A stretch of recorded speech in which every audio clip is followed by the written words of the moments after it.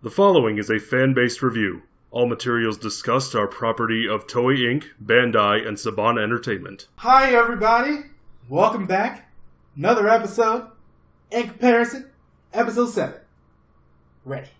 This time, we're doing Seiju Sentai Gingaman versus Power Rangers Lost Galaxy.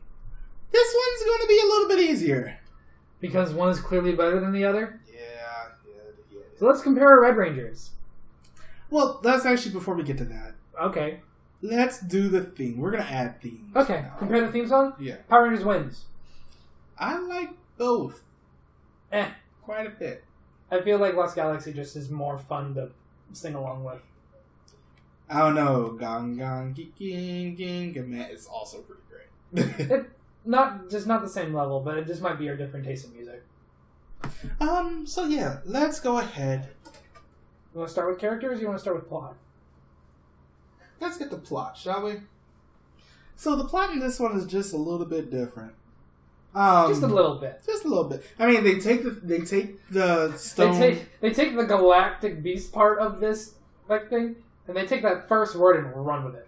Yeah, because the themes of this one are very different. Galaxy was about space exploration and because further. Because they needed a new planet to colonize. Yes, and Gingaman was about protect nature. Yes, and they did end up bringing in the nature aspect over, at least in the first couple episodes when. They brought in the same sword in the stone aspect as well, and that the Red Ranger is actually the little brother of the person who's supposed to be the Red Ranger. And the entire forest turning to stone, its entire planet this time around. And all of that, which it worked just as well in this one. I like the idea that because this is still in the era of we are seeing reoccurring characters from previous Power Ranger seasons, like Bulk and the... Professor Phenomenus. Yeah. Because Skull was left behind somehow. They couldn't get the actor. Moving on. And they were part of the exploration and everything, so... It's still in that almost Zordon era time span, but not really, because it's after In Space. Well, it's sort of weird how they did this one, because the Astro Mega ship is, still the thing they end up using. And it's really weird how they characterize this, because obvious reasons these shows are still really interconnected between In Space and Lost Galaxy. And that's fine. I like the way they end up bringing that over.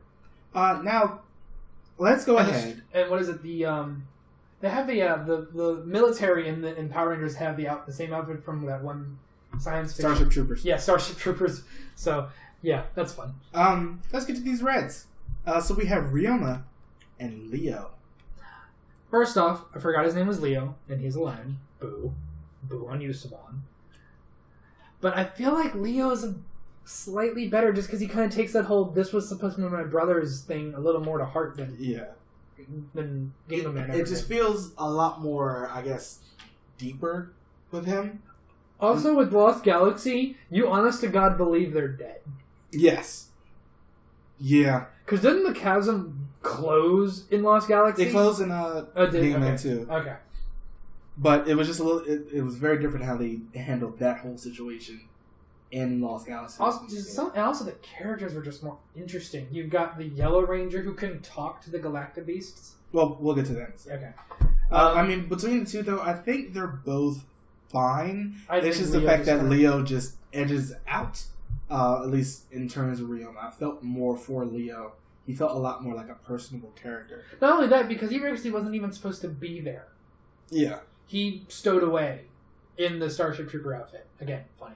Also, so it just felt more like he felt more responsible for his own actions. Yeah. Ryoma was just, everything is happening right now with Baba and coming back. I have to, my brother, I thought he was going to be fine, but I was just like, I have to go fight too. And then that whole thing ends up happening, and he almost gets his brother killed. So I'm going to move on to blue. Well, let's actually move on to green. Okay. Because Green and Gingaman was the second in command. Fair enough. Not so much the case in Lost Galaxy. Yeah. This started a tradition in the early 2000s, late 90s, early 2000s Power Rangers of cocky Green Rangers that are also African American in descent. Because there are plenty of examples. Yeah, that does happen next season too. And then in Time Force. That was yellow. Oh no, yeah, that was yellow. Sorry. I was thinking. No, that was the next. Yeah, Hayate and Damon. It's just like there were two very different characters. Knew a lot more about Hayate because the whole thing with Shalinda and the whole thing with, with his fiance and that. Just like you knew a lot more about him. I feel like with Damon he's just there. He was a mechanic on the Astro Mega Ship and Terra Venture, and that's basically the end of his character. Well, that also means he was the character to help work on this. Oh no, he didn't need to work on the Zords. They weren't mechanical in nature. But did he not help with making any of the weapons or anything, or was that all? Was this like all spiritual? It was the combination of spiritual and science that was really most of Lost Galaxy. Yeah, so the more science part was more with Blue, because wasn't he Blue and Pink? Because I believe they were actual scientists. They were smart ones. Yeah. We might give it to Gingaman on that one. Yeah. I like how I remember him a lot more just because of the fact that he actually did a lot more. And he had a whole rivalry. Fair enough. So who's next? Kai and Goki, both blues. That's a tough one. I might give it to Galaxy because he just seemed to serve more of a purpose. Yeah. Goki was he felt too innocent in his own show, and it really worked against him because he's supposed to be the big soft teddy bear and everything. But I'm just like,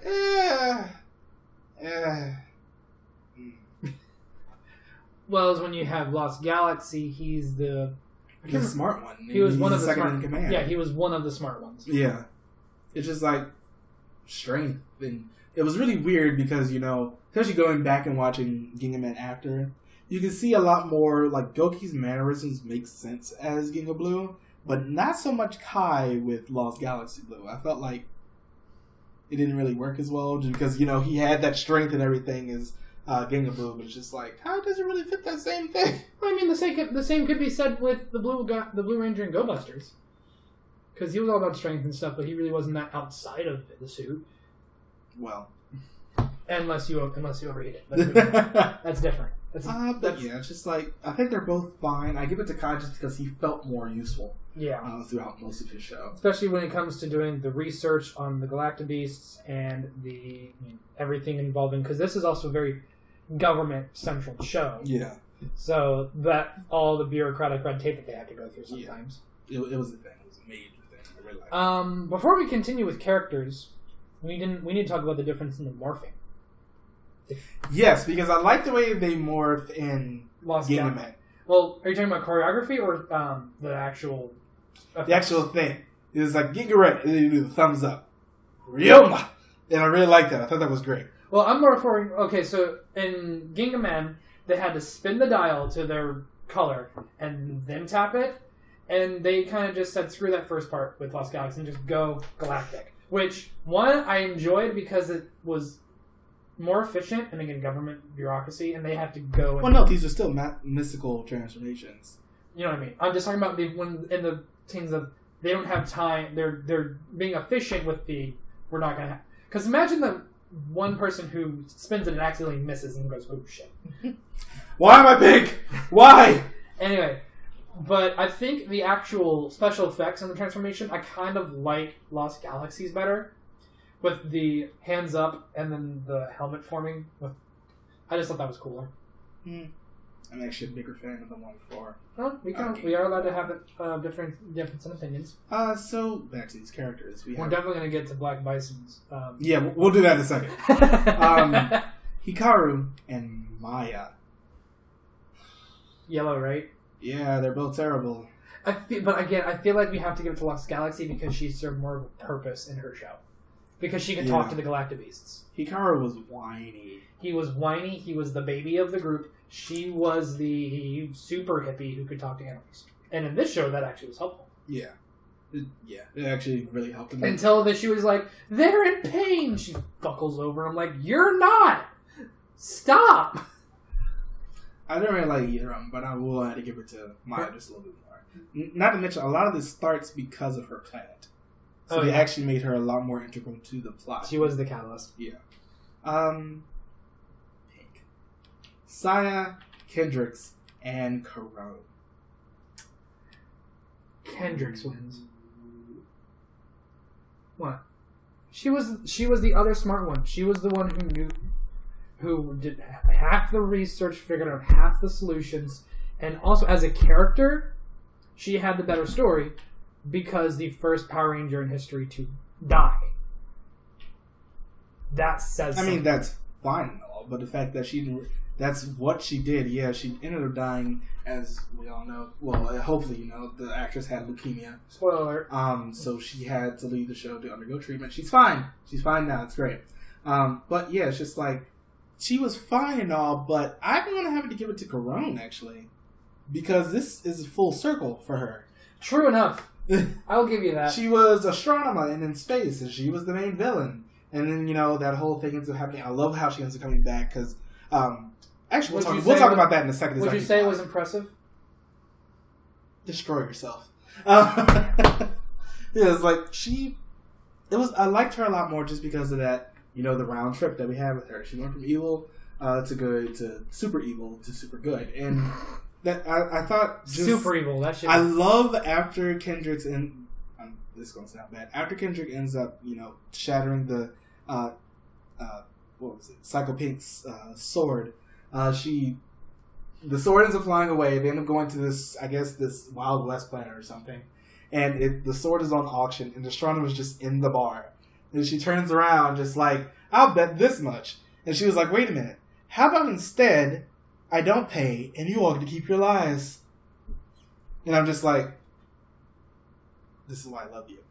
She's so over the top, but it worked for her character just a lot. It did. So yeah, I'm gonna end up having to give it two.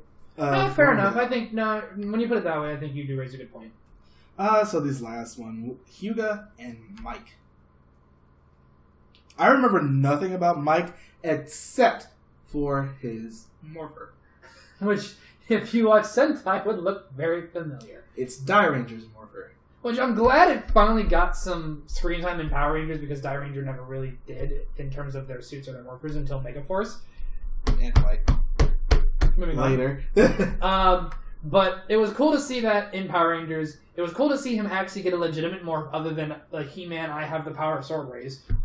But I think you're right. Mike is the most uninteresting character in this entire show, and it's kind of sad. And it's weird because his death is the catalyst for Leo being, you know, having that whole thing. But Hyuga was just, he was that mentor after he came back. Mike didn't really hang out with him as much. But Hyuga was, I remember a lot more about him because a lot of Gingaman's story, especially in the latter half, focused on him. Yep. And, you know, the things that he had to go with Eucrates and Galtaurus and everything. I just had to give it to him a lot more. Yeah. Villains. Before we get to that, let's actually talk about the team up. I feel like with the In Space Lost Galaxy one, that was amazing. It was great, and it hits a little harder because of what happens at the end. Yeah, it's hard to beat the death of the Pink Ranger when you're talking about a team up. Yeah. Also, both have this, if I recall. No, or was it just Power Rangers that had the return of the Psycho Rangers? It was just Power Rangers. Sorry, they had the return of the Psycho Rangers. That's not fair. And that fight, because as you saw, they paired off with their own color, and seeing them fight together was great. I loved the 10th Power, I believe that was the name of it, and it was great. I thought so good. I'm gonna go home and watch that again. Oh, it's so good. It's really, really good. Oh, it's great. Please just go watch it if you haven't already. But that whole couple episodes where the Space Rangers and Lost Galaxy Rangers are together is pretty damn great. That's good melodrama. Yeah, that entire thing. Now let's get to the villains. Here's the very different villains thing, because Furio was Dr. Henilar's his suit, like his final suit in Mega Ranger. It was that suit minus one tentacle they end up placing it with a hand. He ends up taking the place of Sunbosh at the beginning. Villamax, who is they use Sunbosh's costume for that, is a very honorable hero, well, honorable villain, and that shows throughout how the rest of the show ends up going. Now Trakina is very different from basically anybody else from Balmont. Because she kind of starts off as that spoiled princess kind of character. Because her father was an immobile thing with Scorpius, I believe his name was. But when he is killed, and she has to take command. She really steps up. She goes out to and it was really because of the help of Villamax and how he ended up training her. They had a whole episode where they had a training arc with 80s music. Wait, no, that was just something that Kara did. With, music in the background. Seeing her having to actually train in martial arts and how to fight and everything and be an honorable warrior. And then get the, take the easy way out with the power up. No, because she didn't want to do it. Because she didn't want to. That's right, she got pushed in. And then Deviant and her fell in, and she became like super evil because of him. And that's basically super grotesque too. Yeah, it was gross. But that last thing where they're basically turning Lost Galaxy into Alien for a bit, it's just like that was very different. Trakina was fine. I liked her and everything around her a lot more than I liked Balban.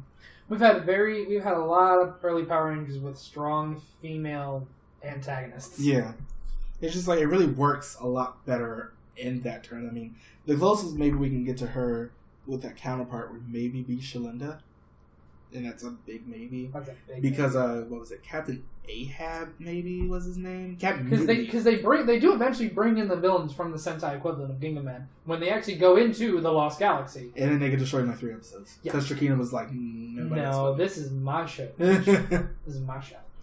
And I mean, there's really not much else to say about the two. I mean, the plot is just so different between the two of these shows. I mean, there are some similarities, but there are a lot of differences, and I like the way the Lost Galaxy ends up handling itself a lot better, especially towards the end, because those last couple episodes were great. Except for the fact that it's because of the red battleizer that they win the day. Although that was, I will give it that. That was cool when he did a point-blank shot in her face and destroyed it that way. And was fully prepared to kill himself to do it. Yeah. Fair enough. Still stupid boots, though. Moving on. But I think overall, I feel like Lost Galaxy was just a more fun ride from start to finish. It felt like a much stronger show, because I remember a lot more about Lost Galaxy. Well, I think what helped was that it was the revival of Power Rangers, because In Space was split through the last season, so they threw everything they had at it. And then they're like, no, that was really fucking popular, so here's a bunch of money. We got a whole bunch of money from it. Here's a bunch of money from it, do another one. So they were like, all right, we'll do another space opera. That worked. And so they had stuff to work. They had a lot of more stuff to work with. But it's just like the story and everything in Lost Galaxy. It's just a lot more. Because Lost Galaxy didn't have a talking tree. And it's just like, it was so much more memorable as a show. Like, I remember a lot more about Lost Galaxy than I do about Gingaman. And that's sad because I just watched Gingaman. When was the last time you watched Lost Galaxy? I watched History of Power Rangers. When was that? Like 2 weeks ago. Okay. But that has been our in comparison. Let us know what you prefer, the Sentai version or the Power Rangers version. And as always, like and subscribe. We will see you guys next time. And join us in episode 8 when we end up doing Go 5 versus Lightspeed Rescue. That's going to be very interesting. Oh my god, that's going to be so weird. Family versus public servants. Versus climbing. Versus the Red Ranger who decides to shoot the giant monster himself. To be fair, that's what happened in Go 5. Okay, fair enough. But we will see you guys next time. Bye, everybody. Bye.